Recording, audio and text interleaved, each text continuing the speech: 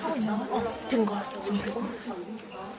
계속 이러고 있으면 되지. 앞으로 편집해서 자를 거니까.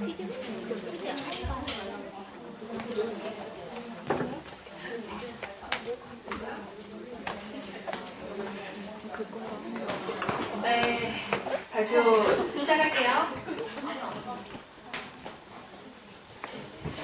네, 안녕하세요. 네, 일단 강의에 와주셔서 되게 감사드리고요. 날씬한 몸매를 위한 처절한 주제, 신경성 폭식증 발표를 이제 시작하겠습니다. 저는 덕성여자대학교 일반대학원 임상 및 상담심리전공 3학기 박지현입니다. 감사합니다. 네, 이 사진을 보고 어떤 생각이 드시나요? 네, 뭐 섹시하고, 뭐 날씬하고, 부럽고, 왠지 나와는 다른 종족인 것 같고, 뭐 이런 생각이 드실 것 같아요.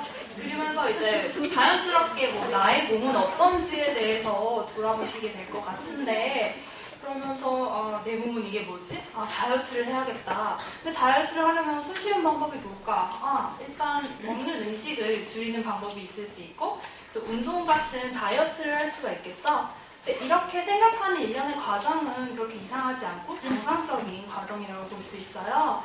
그런데 이런 일련의 과정에서 문제가 발생해서 음식을 먹는 행위에 있어서 이제 좀 장애를 보이는 사람들이 존재를 하게 됩니다. 그래서 이런 사람들을 섭식장애 환자라고 부르는데요. 네. 그 정신장애 진단 및 통계 편람, 그 DSM 아마 많이들 아실 거예요. 근데 뭐 혹시 모르실 분도 계시니까 설명을 드리자면, 이제 정신장애를 이제 분류하는 하나의 체계인데, 이제 정신장애를 진단이나 아니면 치료하는 목적, 그리고 연구하는 목적에서 사용되는 진단 체계예요. 근데 이런 정신장애 진단 체계에서 섭식장애를 크게 두 가지로 분류를 하고 있는데, 먼저 이제 신경성 식욕부진증, 이건 아마 모든 분들이 이제 거식증으로 많이 알고 계실 거예요. 이런 신경성 식욕부진증과 신경성 폭식증으로 두 가지로 나누고 있습니다. 네, 이런 신경성 식욕부진증에 대해서 간략하게 설명을 드리자면, 최소한의 정상 체중을 유지하는 것을 거부하거나, 체중이나 체형에 대해서 지각을 할 때 되게 왜곡된 방식으로 지각을 하는 특징을 보여요. 그리고 이제 체중이나 체형이 자기 평가에 되게 큰 영향을 미친다고 합니다. 그래서 이렇게 사진을 보시면 아시겠지만 실제 몸은 이렇게 되게 뼈만 앙상하고 마른 모습이지만 거울에 비친 자신의 모습을 지각을 할 때는 되게 막 뚱뚱하고 통통한 이런 모습으로 지각하는 왜곡된 지각의 방식을 보이고 있습니다. 그리고 신경성 폭식증 같은 경우에는 이제 반복되는 폭식에 의해서 이어서 이제 그에 뒤따르는 부적절한 보상 행동이 그 특징이라고 할 수 있는데요. 보상적 행동은 이제 뒤에 가서 조금 더 자세히 설명해 드리겠지만, 보상적 행동에는 구토를 한다거나 약을 복용하는 등의 행동이 있습니다. 그런데 이렇게 이제 신경성 식욕부진증과 신경성 폭식증에서 공통점이 있다면, 먼저 이제 체형과 체중에 대해서 되게 왜곡된 지각을 보이는 것이 그 첫 번째 공통점이라고 볼 수 있고, 두 번째로 이런 체형과 체중이 자기 평가에 되게 과도한 영향을 미치는 것이 그 공통점이라고 볼 수 있습니다. 그러면 신경성 폭식증의 특징에 대해서 이제 설명을 해드릴게요. 신경성 폭식증을 이제 크게 세 가지 특징으로 분류를 할 수가 있는데, 먼저 폭식 행동이에요. 물론 이제 신경성 폭식증이라는 그 이름에 걸맞게 이제 폭식 행동을 되게 보이게 되는데, 되게 많은 양의 음식을 섭취하게 되고, 또 그동안에 먹을 때 이제 자기 조절 능력을 잃어버린다고 해요. 그래서 어떨 때는 이제 내가 막 먹고 있는데 그 먹는 행위를 멈출 수가 없고, 또 이제 얼마나 먹어야 할 것인지에 대해서 조절할 수가 없는 모습을 보입니다.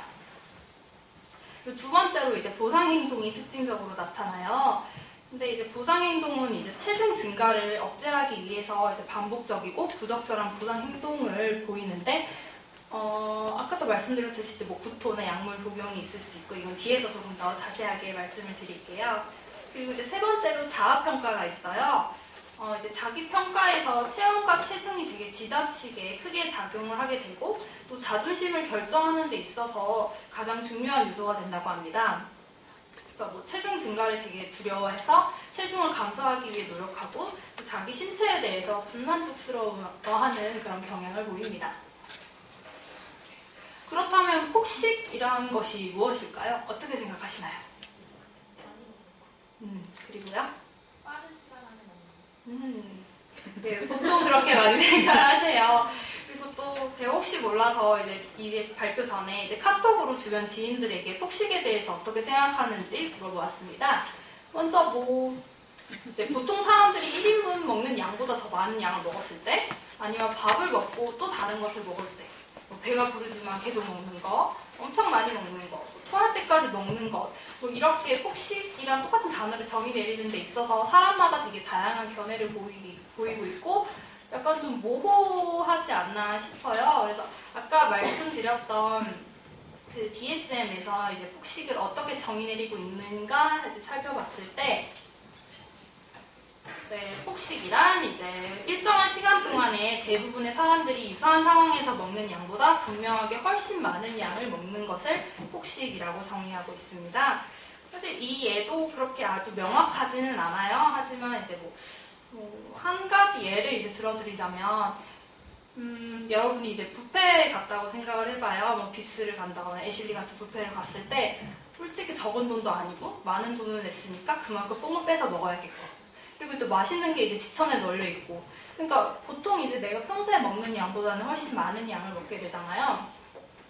하지만 이제 폭식증을 가지고 있는 환자의 경우에는 그보다 훨씬 더 많은 양을 먹는다는 거죠. 그래서 예를 들어 정상인이 그 뷔페나 이런 데 가서 많아봤자 2에서 3인분 정도를 먹는다면 이 사람들은 한 8에서 10인분 정도를 먹을 정도로 그 양에 있어서 많은 차이를 보입니다.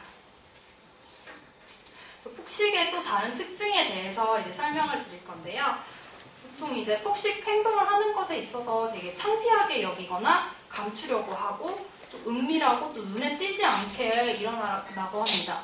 그래서 보통 이제 집안에서 폭식 행동을 할 때 가족들이 모두 집을 비운 사이, 아니면 가족들이 모두 잠들었을 그런 밤 시간에 주로 폭식을 하게 되고, 이런 음식이나 이런 거를 방 안에 이제 저축을 해놓고 비축을 해놓고 나중에 이제 가족이 다 나갔을 때 그걸 막 먹는 행동을 보인다고 해요. 그래서 어떤 경우에는 가족이 함께 사는 것에도 불구하고 한 7에서 8년 동안 그 환자가 폭식 행동을 보인다는 것을 가족이 전혀 몰랐다고 합니다. 또 이제 폭식을 유발하는 인자에는 이제 불쾌한 기분, 스트레스, 제한된 식사 뒤에 심한 배고픔, 체중, 체형, 음식과 관련된 느낌이 있습니다. 또 이제 신경성 폭식증 환자의 사례를 하나 보여드릴 거예요. 그런데 그녀가 찾아간 곳은 바로 아닌 뒤편. 치료를 받는 동안에는 병원에서 정해진 음식만 먹어야 한다는 지혜씨. 그녀는 왜 이곳에 온 것일까? 맛있는 음식 앞에 서자 망설임 없이 음식을 담기 시작하는데, 현재 그녀의 건강 상태는 더 이상 폭식이 허락되지 않는 상태였다. 그럼에도 불구하고 많은 음식들을 한꺼번에 담는 그녀. 이미 산처럼 쌓은 음식 접시들이 식탁 위에 가득하지만 그녀는 아직 뭔가 부족한 듯하다.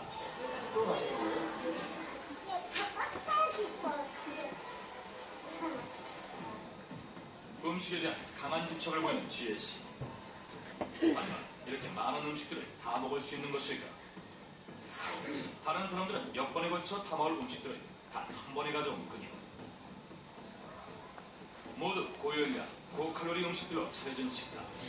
한 사람이 먹을 양이라고 하기엔 부담스러워 보입니다. 이렇게 많이 드시면 안 될 것 같은데요. 솔직히 배가 부르면 수저를 놔야 되잖아요. 그럼 그게 안 되기 때문에 굉장히 일어난 거거든요. 화장실 보고 이게 또 뭉쳐지지 않으면 다 못해. 드디어 혼자만의 만찬을 즐기는 지혜씨.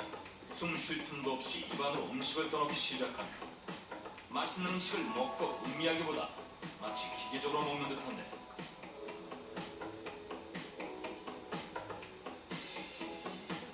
엄청난 양을 먹어치우는 그녀의 모습이 놀랍기만 한 사람들.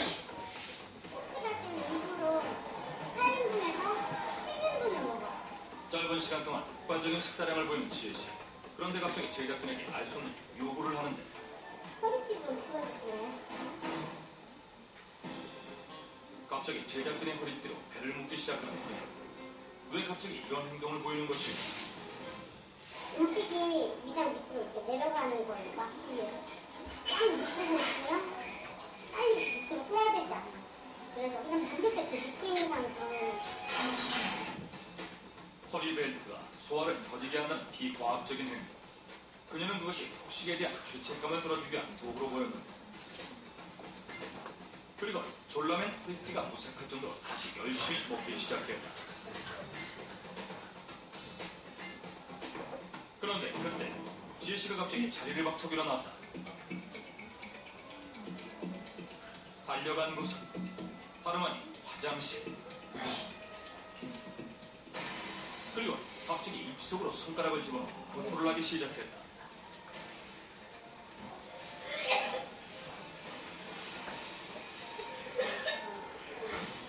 먹은 음식들이 소화도 되게 하고 있었는데,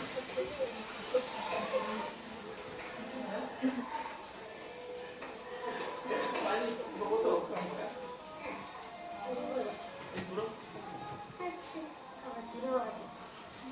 근데 이게 딱 민가장 있어요. 토할 때마다 손을 깨물었던 그녀. 처음부터 그냥 토할 각오하고 먹는 거야. 그리고 또다시 아무 일도 없었다는데 새로 음식을 담기 시작하는데, 왜 이런 증세를 보이기 시작했을까? 올 초부터 시작된 폭식으로 인해 4개월 만에 40kg 이상이 증가한 지혜씨. 그녀는 살찌는 것에 대한 두려움을 없애기 위해 구토를 반복하게 된 것이다. 네, 잘 보셨죠? 이런 것처럼 되게 솔직히 뷔페에서 저만큼 먹지는 않잖아요. 이렇게 막 8에서 10인분의 1 뭐 엄청나게 많은 양을 먹는 그런 폭식 행동을 보이고 있고, 또 허리띠로 이제 배를 졸라매거나 아니면 또 화장실에 가서 이제 또 이제 바로 이제 구토를 하는 이런 보상 행동을 또 보이고 있습니다.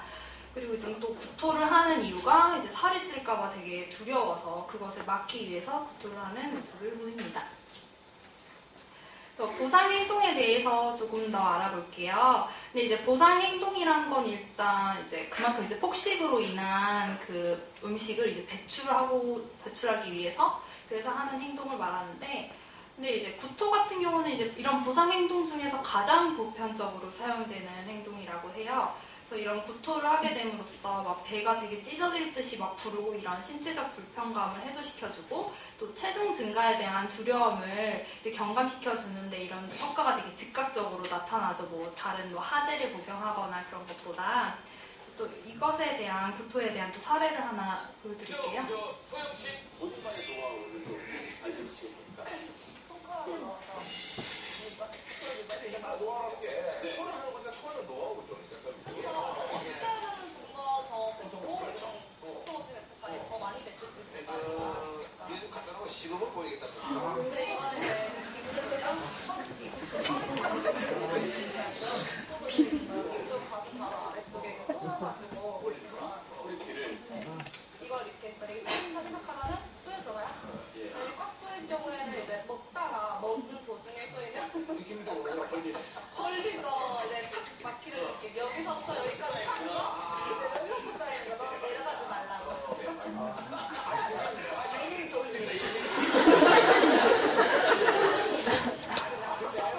진짜 씹어 먹을 때 이제 벨트 풀고 먹는데 그런 게 아니라 이렇게 딱 조여서 여기까지 딱 차면 그러면 이제 그때 이게 2단계가 들어가는 거예요? 네, 이거는 이제 뭡니까? 비눗물이라고 하잖아요. 토하는 쪽에 토를 해야 되는 상황이 있으면 비눗물을 이용해서 토를 한다고 하더라고요. 제가 그거를 이제 검색해보고 이제 한번 해봤어요. 보시면 가글을 하는 거거든요. 삼키는 게 아니고요. 마시고 가글을 하고 뱉는 거예요. 그래서 이게 향이 입안에 남기 때문에 리신기를 혀구역질을 유도해서 이제 리신기를 끌어올리는 거죠. 이제 그러다 보니까 어쨌든 비눗물이니까 손대도 되고. 그래서 이제 그러면 이제 발동 과정은 이걸로 그냥 아니요, 발정 걸면 이거 손가락 필요 없어요. 이제 어느 정도 있다 보면은 주기적으로 나와요. 네, 이렇게 보시듯이 구토를 할 때 되게 다양한 방법을 사용하게 되는데, 보통 사용하는 이제 부역 반사를 이용해서 뭐 입 안에 이제 손을 넣거나 아니면은 또 여기 나오지 않았지만 칫솔 뒷부분 있잖아요. 그걸 사용해서 입 안을 자극해서 토하거나 아니면 또 뭐 여기서 보이듯이 이제 비눗물을 뭐 가글을 해서 구역질을 유발해서 구토를 하는 방법을 사용하고 있습니다. 근데 이제 참 놀라운 게 이제 숙련이 되면 이렇게 사용하지 않고도 이제 자기가 원할 때 구토를 할 수 있는 경지에 이를 수 있다고 해요. 그런데 이렇게 구토를 하게 되면은 여러 신체적인 뭐 증상이나 이상 징후가 발생을 하게 되는데 먼저 이렇게 여기 손가락에 보시면 손등에 여기 상처가 있잖아요. 이걸 러셀 사인이라고 하는데 이게 왜 생기냐면은 구토를 유발할 때 해보시면 아시겠지만 입안에 손을 넣잖아요. 이때 이빨이 손등에 상처를 내는 거예요. 그래서 이런 상처가 발생을 하게 되고 그리고 치아에도 영향을 주는데 이게 윗니 안쪽 부분인데 이게 뭐 좀 더럽죠. 근데 이게 막 치석이 껴서 이렇게 거뭇거뭇한 게 아니라 치아가 이게 다 막 산화되고 마모가 되는 모습이에요. 근데 왜 이렇게 마모가 될까요? 이게 치아의 겉부분은 되게 범랑질이라고 해서 되게 어떻게 보면 인체 부위 중에서 가장 단단한 부분이라고 할 수 있는데 이렇게 마모가 되는 이유를 혹시 아시겠어요? 네, 맞습니다. 그래서 구토를 하게 되면 음식물만 나오는 게 아니라 위액도 함께 나오고, 근데 위액에는 그 pH 2 정도의 되게 강한 산성이잖아요. 근데 이런 치아 표면에 있는 범랑질이 이게 산에 되게 약해서 그렇게 이렇게 부식이 되고 산화되는 모습을 보입니다. 근데 이렇게 되면은 뭐 이제 그만큼 충치에 좀 더 취약해지게 되고 또 문제가 정말 극심한 경우에는 이제 치아 표면이 되게 우둘두둘하게 변하거나 치아 마모가 또 일어나서 그 형태적으로도 변화가 있다고 합니다. 네, 그리고 여기 사진에서 보시면 이 부분이 이하선이라고 해서 침을 분비하는 부분인데 이제 계속 구토를 하게 되면 여기가 자극이 돼서 이게 점점 팽창을 해서 비대해진다고 해요. 그래서 이쪽 볼이 이렇게 굵어질 정도로 네, 이렇고 또 이외에도 뭐 이제 구토를 계속해서 위산이 손실이 되니까 뭐 대사성 알칼리 혈증이 올 수도 있다고 합니다. 그리고 다음 보상 행동은 이제 뭐 하제나 이뇨제 그리고 관장약을 사용하는 경우에요. 네, 하제라고 하면은 다른 말로 이제 설사약 또는 뭐 변비약이라고 볼 수 있는데 여기가 다 이제 변비약인데 왜 보통 사람들은 이제 변비가 있을 때야 좀 더 이제 용변을 좀 원활하게 보기 위해서 이런 약을 복용을 하는 반면에 이제 신경성 폭식증 환자들이 이런 약을 복용할 때는 이제 내 몸에 있는 영양분을 이제 흡수되기 직전에 바로 배출해버리자 하는 그런 목적에서 이걸 사용하게 돼요. 그래서 신경성 폭식증 환자의 약 한 3분의 1 정도에서 하제를 많이 사용한다고 합니다. 그리고 이제 또 그 이뇨제를 사용하는데 이뇨제의 원래 역할이 체내에 있는 수분을 몸 밖으로 빼는 거라서 그렇게 수분이 빠진 만큼 체중이 줄어드는 일시적인 효과를 볼 수 있어서 이뇨제를 사용합니다. 근데 또 물론 이렇게 뭐 하제나 이뇨제, 뭐 관장약을 사용했을 때도 신체적으로 문제가 발생을 하게 되는데 먼저 정상적인 장 운동 기능에 이제 장애가 온다고 해요. 뭐 복부가 경련이 일거나 뭐 자주 설사를 하고 뭐 체중이 감소. 근데 이건 뭐 원하는 결과였으니까 체중 감소는. 그래서 뭐 복부 경련, 설사 그리고 또 이렇게 연속적으로 약물을 복용해서 의존성이 그만큼 높아지게 돼요. 그래서 평소에는 변을 되게 잘 보는 사람이었는데 이렇게 약물을 계속적으로 복용을 하고 난 뒤에 약물을 복용하지 않으면 오히려 변비에 걸려버리는 거죠. 이게 장이 제대로 기능을 하는 기능을 잃어버려서. 또 이외에 이제 뭐 설사나 이제 하제를 복용을 했을 때 뭐 영변만 빠져나가는 것이 아니라 뭐 수분이나 전해질, 뭐 미네랄 이런 것들이 함께 빠져나가기 때문에 체내에서 균형을 이루고 있던 것이 그 균형이 깨져서 또 여러 가지 문제가 발생하게 되는데 뭐 지방 변증, 그러니까 뭐 지방이 변 중에 더 원래 있어야 할 양보다 더 많이 나온다거나 뭐 골연화증, 뭐 대장 기능이 약화되고 뭐 비타민이나 미네랄 결핍증을 보이는데 이런 것을 이제 완화제 남용 증후군이라고도 합니다. 그리고 이제 이뇨제를 또 복용했을 때 수분이 체외로 배출이 된다고 했잖아요. 근데 이제 완벽하게 수분만 몸 밖으로 나가는 것이 아니라 이제 수분 외에도 이제 전해질, 뭐 나트륨이나 칼륨 같은 전해질이 함께 배출이 된다고 해요. 근데 만약에 또 이것도 이제 수분이랑 전해질이 체외로 배출이 되면 또 균형이 깨지게 되는데 특히 칼륨 같은 경우에는 뭐 근육이나 아니면 심장의 기능에 있어서 되게 중요한 역할을 해서 그 양이 뭐 부족하거나 많을 때 문제를 일으키게 되는데 그래서 정말 심각한 경우에는 심장에 이제 무리가 와서 뭐 심부정맥이 출해될 수도 있다고 합니다. 그리고 그 외에 뭐 저칼륨증, 저나트륨증, 저염소증, 뭐 대사성 산증을 유발하기도 하고요. 또 이뇨제 복용을 하다가 중단했을 경우에는 오히려 그 수분이 뭐 이렇게 하체 쪽에 이렇게 다 몰려서 반동적으로 이렇게 몸에 부종이 오서 뭐 붓기가 더 심해지는 현상을 경험하기도 합니다. 그리고 나머지 또 보상 행동으로 이제 금식이 있는데 금식은 이제 폭식을 보상하기 위해서 이제 하루나 또는 그 이상의 날 동안 이제 음식을 섭취하지 않는 것이고 또 다른 보상 행동으로 이제 운동이 있어요. 근데 보통 생각하실 때 운동이 뭐 그렇게 나쁜 것이냐, 좋은 게 아니냐 이렇게 생각을 많이 하실 것 같은데 사실 이제 여기서 말하는 운동은 되게 과도한 운동을 말하는 거예요. 그래서 뭐 다른 중요한 활동을 심각하게 방해한다거나 아니면 부적절한 시간과 상황에서 그 운동을 할 때, 뭐 예를 들어서 내가 막 폭식을 해서 이제 운동을 해야 되는데 그 운동을 하느라 뭐 수업을 빠진다거나 아니면 친구랑 약속이 있었는데 운동 때문에 이제 그 약속을 참여하지 못하거나 뭐 이렇게 부적절한 행동을 보이는 경우가 있고 또 만약에 뭐 운동하다 다리를 뼈거나 막 인대가 손상됐음에도 불구하고 이런 손상이 있을 때 또는 뭐 다른 뭐 의학적인 합병증이 있을 때조차도 또 과도하게 운동을 하는 경우가 있습니다. 신경성 폭식증의 또 특징에 대해서 좀 더 알아보면 일단 되게 충동적이고 조절 능력에 부족이 있다고 해요. 그래서 이제 먹는 행동을 제대로 제어할 수 없는 모습을 보이고요. 또 우울이나 불안이나 무기력한 모습을 보입니다. 그리고 대인관계에서 되게 어려움을 보이고 물질 남용 또는 물질 의존의 경향이 있다고 해요. 또 유병률을 보시면 청소년, 성인 여성의 유병률은 한 1에서 3%인데 여성과 남성의 비를 보면 여성이 90%로 압도적으로 많은 것을 볼 수 있고 그리고 남성이 10% 정도 차지하고 있습니다.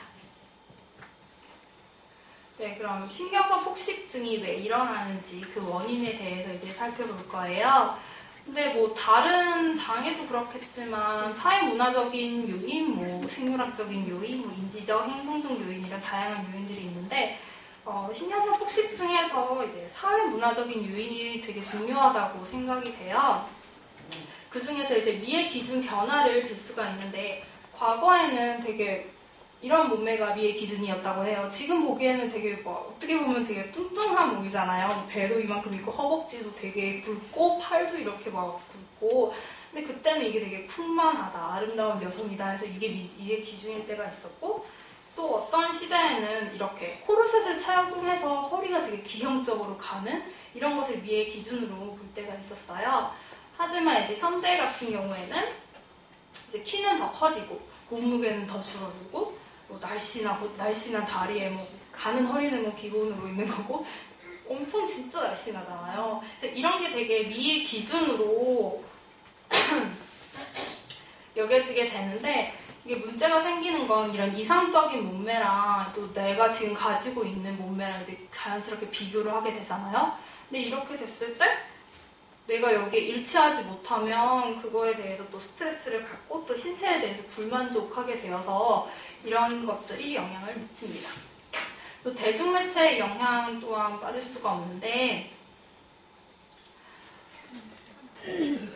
이렇게 그 대중매체에서 되게 쉽게 접할 수 있잖아요. 이렇게 되게 날씬한 연예인들. 솔직히 뭐 TV만 틀었어도 뭐 가요 프로그램이나 아니면 뭐 쇼프로 이런 데서 뭐 엄청 날씬한 뭐 아이돌들이나 여배우들이 되게 많은데 사람들이 이런 대중매체를 봤을 때 되게 여성은 이렇게 젊고 날씬해야 된다라는 생각을 자기도 모르게 받아들인다고 해요. 그리고 또 이런 대중매체의 영향이 되게 강력해서 젊은 여성들에게 하여금 되게 날씬해지고 싶다는 소망을 심어주고 또 날씬함이 곧 아름다움과 직결되고 또 이제 성공을 가져다 줄 것이라는 그런 환상을 가지는 경우도 있다고 합니다. 네, 다음은 행동주의에서 이제 신경성 폭식증의 원인을 바라보는 건데, 행동주의에 대해서 뭐 간략하게 설명을 드리자면, 이제 인간의 행동을 이제 환경으로부터 학습된 그 결과라고 보는 거예요. 그래서 인간의 행동이 이제 자극과 반응의 관계를 설명해서 이제 행동이 학습되는 원리와 이제 과정에 주도인 관심을 갖는데, 이 헐그레인이라는 사람은 체중 증가에 대한 두려움이 이제 음식에 대한 접근과 회피 갈등을 유발한다고 봤어요. 그래서 거식증의 경우는 음식에 대한 회피 행동이 되게 우세한 반면 폭식증은 음식에 대한 접근 행동과 뭐 회피 행동이 반복해서 나타나는 것이라고 보았습니다. 그리고 윌리엄슨 같은 경우에는 이제 살을 빼야 하니까 절식을 하는 경우가 되게 많은데, 이렇게 절식을 하게 되면 절식에 대한 반동으로 강한 식욕이 생겨서 결국 이렇게 폭식을 하게 된다고 해요. 근데 이렇게 폭식을 하게 되면은 체중 증가에 대한 되게 불안한 느낌이 들죠. 근데 이런 불안은 이제 구토나 뭐 하제를 사용하거나 이뇨제를 사용하는 보상 행동을 유발한다고 해요. 근데 이런 보상 행동은 하고 나면은 이제 또 불안이 완화되는, 이제 더 이상 이제 살이 먹은 만큼 찌지는 않을 거다라는 생각이 들면서 불안을 완화하게 되는데, 이런 불안 감소가 뭐 토하는 행동이나 약물 복용 같은 행동을 다 강화하게 되어서 폭식과 배출 행동이 계속 이렇게 반복되는 양상을 보인다고 합니다. 그 인지적인 입장에서 보았을 때는 이제 뭐 체형과 체중에 대해서 되게 인지적인 왜곡을 가지고 있고, 자기 자신에 대해 부정적인 평가를 가지고 있다고 해요. 이거에 대한 또 예를 하나 보여드릴게요. 이 두 명의 프로하나 종에게 자신의 현재 몸매와 원하는 몸매, 이 두 종류의 그림을 그려보겠습니다. 원하는 몸매는 잘록한 허리에 젓가락 같은 다리를 가진 깡마른 모습. 그런데 본인들이 그린 현재의 몸매는 실제보다 훨씬 뚱뚱합니다. 지금 현재 자신의 몸매와 딱 맞는다고 생각해요? 네, 지금 팔뚝 빼고 팔뚝을 좀 더 두껍게 될 것 같다고? 너무 얇게 있는 것 같아요. 네. 네, 이렇게 보시기에는 그렇게 뚱뚱해 보이지 않고 실제로 날씬한 축에 속하긴 하는데, 자신의 몸보다 되게 뚱뚱하게 그리는 모습을 관찰할 수가 있다. 그리고 심지어 이제 오히려 팔은 더 얇게 그린 것 같다느니 이런 지각의 왜곡을 보이고 있습니다. 그리고 이제 페어번이라는 학자는 이제 폭식증 유지에 대해서 인지적인 관점을 또 제시를 했는데, 먼저 이런 폭식증 환자들이 이제 자기 자신의 뭐 체형과 체중에 대해서 지니고 있는 역기능적인 신념과 가치를 되게 중요하게 여긴다고 설명을 했어요. 그래서 자기에 대해서, 그러니까 자기의 체중이나 체형에 대해서 되게 부정적으로 자기 평가를 하고, 또 체중이나 체형에 대해서 되게 심한 염려를 보인다고 합니다. 그래서 되게 스스로에게 엄격한 다이어트 규칙을 부과하는데, 뭐 예를 들어서 밥은 무조건 딱 반 공기만 먹어야 하고 5시 이후에는 절대 물 한 모금도 입에 대서는 안 된다. 뭐 이런 되게 과도한 경직된 다이어트를 이제 하게 됩니다. 그런데 이런 과도하고 경직된 다이어트에는 이제 이분법적인 사고나 이제 완벽주의가 또 영향을 미치는데, 그래서 다이어트도 되게 빈틈없이 하려고 하는 거죠. 근데 이게 문제가 되는 것은 이제 작은 실수가 발생했을 때 이제 문제가 되는 건데, 예를 들어서 뭐 5시 이후에는 아무것도 먹지 않겠다라는 결심을 했었어요. 그런데 이제 너무 이제 배가 고프고, 근데 마침 눈앞에는 딸기가 있고, 그래서 딸기 하나를 딱 먹었는데, 솔직히 딸기 하나 정도는 그렇게 뭐 열량이 많이 높은 것도 아니고 큰 문제가 되지 않는다고 우리들은 생각하지만, 이런 이제 경직된 다이어트를 하고 있고 이분법적인 사고를 가지고 있는 환자들의 경우에는, 나는 이 딸기를 먹었으니까 나는 망했다. 다이어트는 망했다. 그러니까 그냥 폭식을 해버려야겠다. 이렇게 연결이 된다고 해요.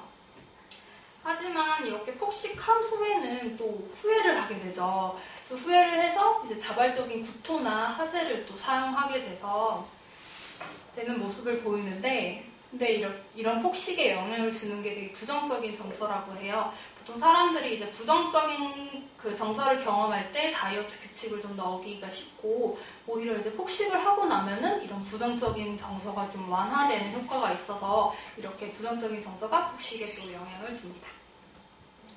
네. 그리고 이제 또 이런 보상 행동, 그러니까 뭐 구토를 하거나 하제를 사용하는 게 또 문제시 되는 게, 내가 앞으로 뭐 폭식을 해도 뭐 그냥 토하거나 아니면 약을 사용하면 그만이다 라는 생각을 하게 돼서 이렇게 계속 반복이 되는 거죠. 하지만 또 이렇게 구토나 화제 남용하는 것을 반복하게 되면 또 부정적인 자기평가에 영향을 미치고 또 폭식도 이렇게 뭐 부정적인 자기평가, 뭐 염려, 또 다이어트에 이렇게 계속 영향을 미쳐서 계속 반복되는 악순환을 보여주고 있습니다.